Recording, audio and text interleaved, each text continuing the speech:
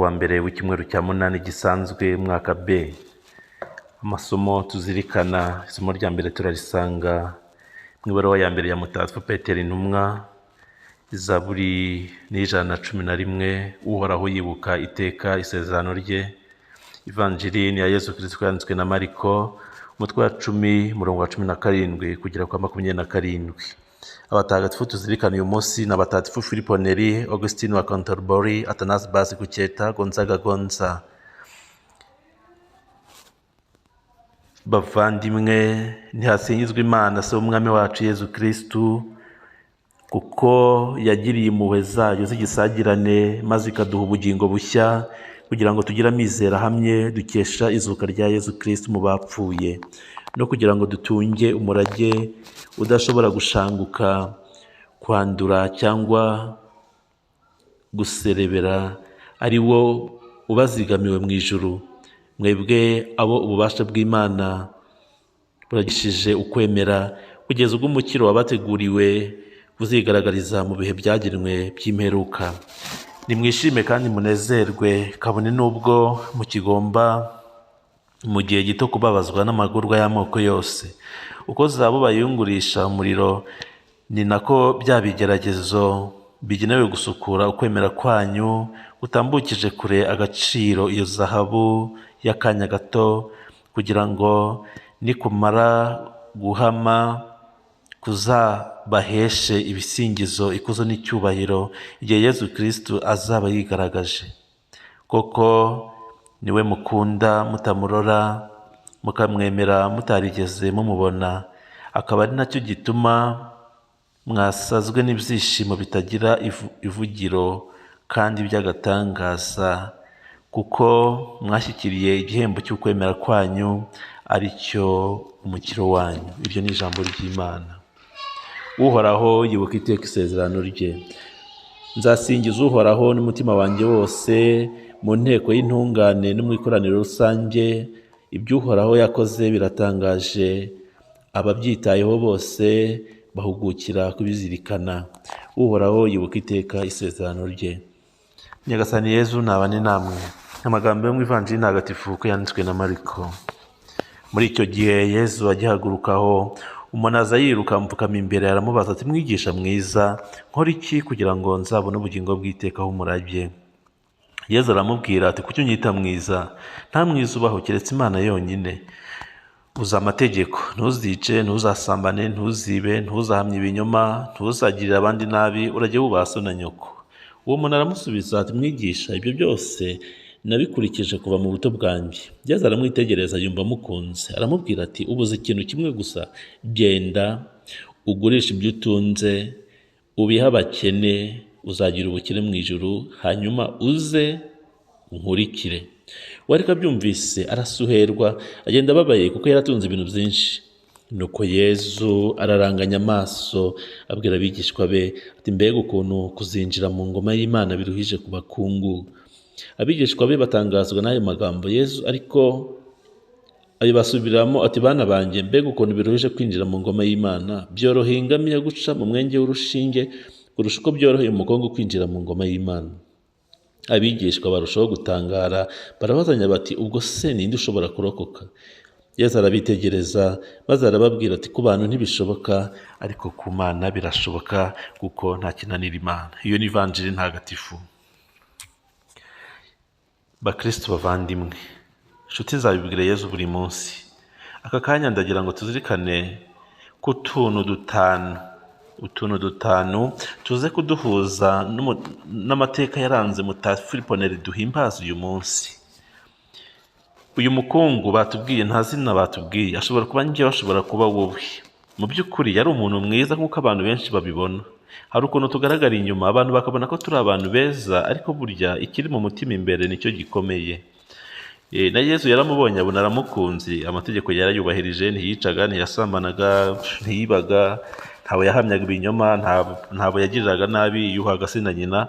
Rwose Yezu avuga ati, ushubije neza, ariko urabura ikintu kimwe gusa.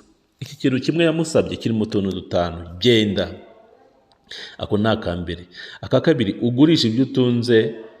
Ako ni aka kabiri. Aka gatatu, ubihe abakene, uzagira ubukire mu ijuru. hanyuma uze, ubwo ni ukuza, ni ukugaruka, unkurikire. 5. Utu ni utuntu dukomeye.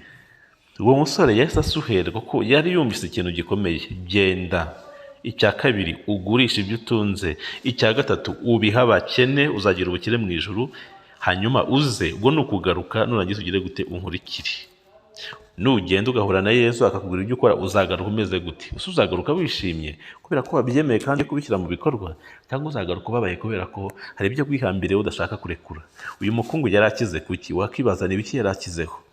Natwe hari byinshi dukizeho, hari amanyanga, hari kwikunda gukomeye, hari ibintu byinshi twiziritseho cyane cyane by'isi. Ese tujya twibuka ko ku munsi umwe, isaha imwe, isegonda imwe bizarangira ubuno buzima tukabuvamo?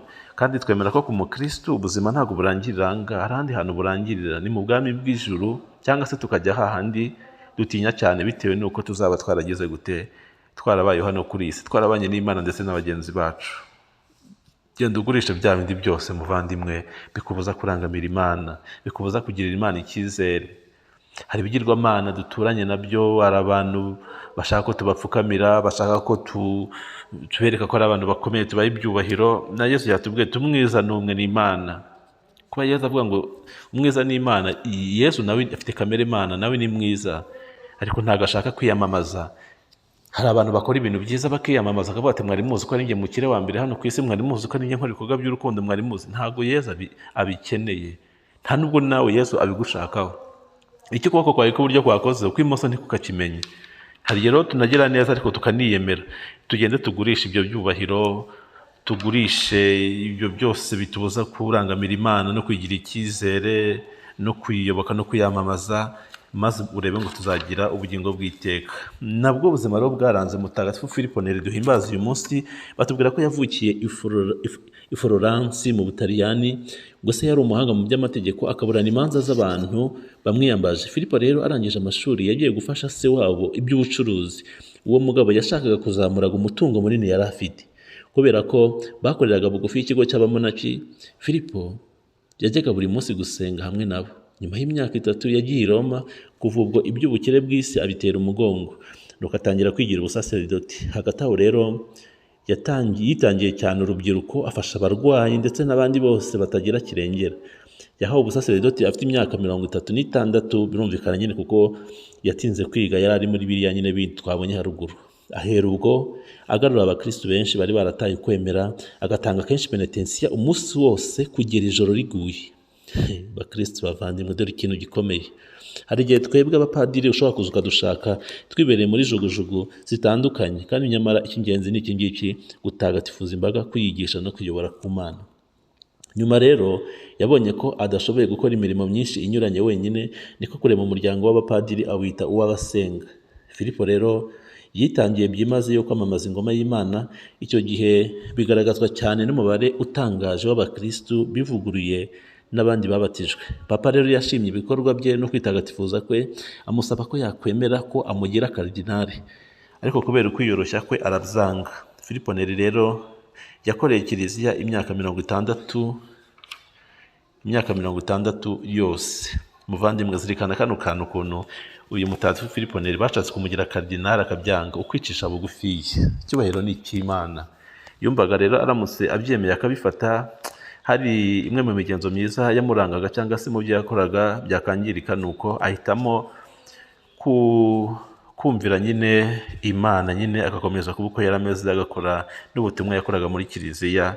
Mu by'ukuri kubyanga ntabwo ari uko yasuzuguye abamuyoboraga, ahubwo nuko yumvaga yagumana agora mugenzo mwiza wo kwicisha bugufi, abantu benshi bakamwibonamo. Ngayo nguko rero, genda ugurisha ibyo utunze, ubihe abakene, maze uze unkurikire. N'utuntu 5 muvandimwe, nawe tuzirikane maze twizirikeho, bizatume ugira ihirwe ryo kubana n'Imana ubuziraherezo.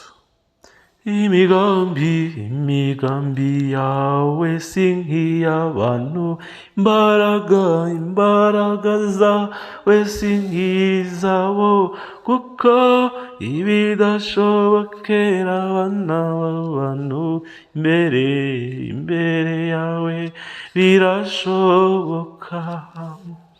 ivanjiri yatubwiye ngo ku bantu ntibishoboka ariko ku Mana birashoboka, kuko nta kinanira Imana. Njyewe muvandimwe, wowe ngwino, ibidashobokera abana b'abantu ku Mana birashoboka, kandi nta kinanira Imana. Birashoboka ko nshobora guhinduka, ngahindukira nkarangamira Nyagasani kandi akampa byose, bityo bikazatuma ngira uruhare mu bugingo bw'iteka.